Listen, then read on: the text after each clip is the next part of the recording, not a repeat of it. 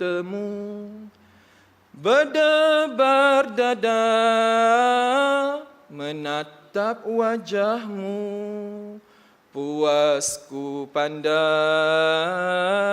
tak terasa jemu. Ya Rasulullah, ya Habiballah, bila rindu datang bertalu, ku sampaikan salam di angin lalu. Lena ku resah, jaga ku pilu, kerana di hati ingat selalu. Ya Rasulullah,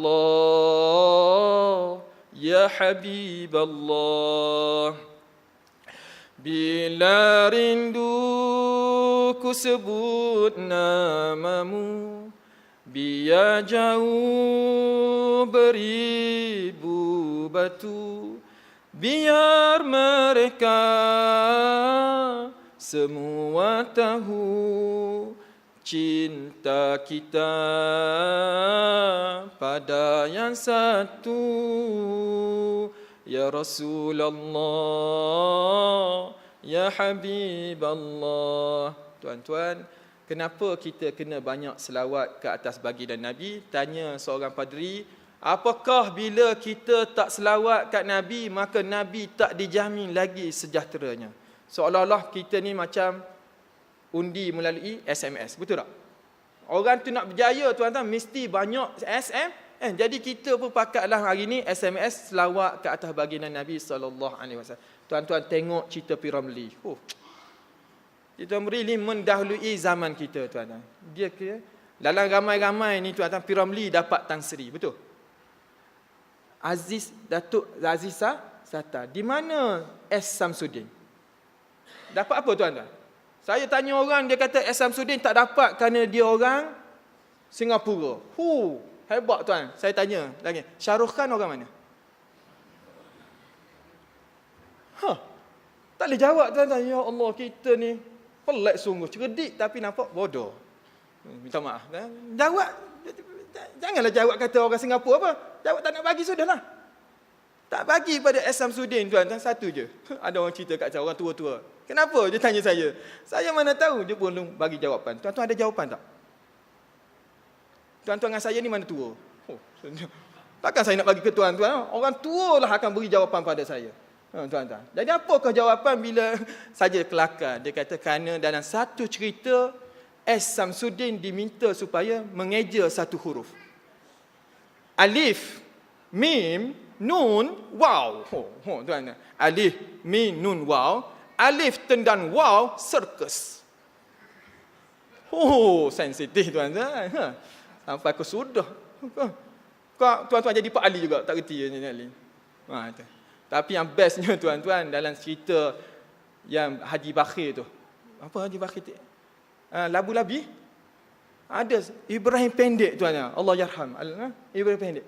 Tuan-tuan. Bila dia nak cakap, Allahumma salli ala Muhammad. Betul tak? Cakap Allahumma salli ala Muhammad.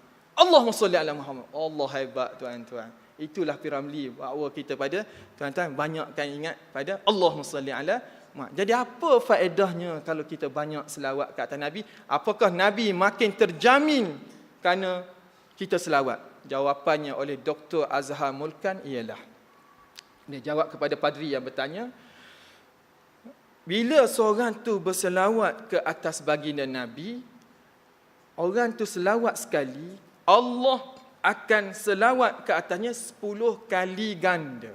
Man salla alayya marrah sallallahu alaihi asyarah. Kita selawat kat Nabi sekali je, tuan-tuan. Jangan banyak. Tengok-tengok akaun kita dapat 10 kali. Kita bayar RM1, bukan RM1, RM1. RM1, tuan-tuan. Saya pernah pergi Bali, saya bawa RM1,000 tukar dekat airport. Jutawan. Orang kata rugi. Dia kata, Ustaz, jangan tukar duit dekat airport, rugi. Mana rugi? Saya dapat 3 juta. Rugi mana?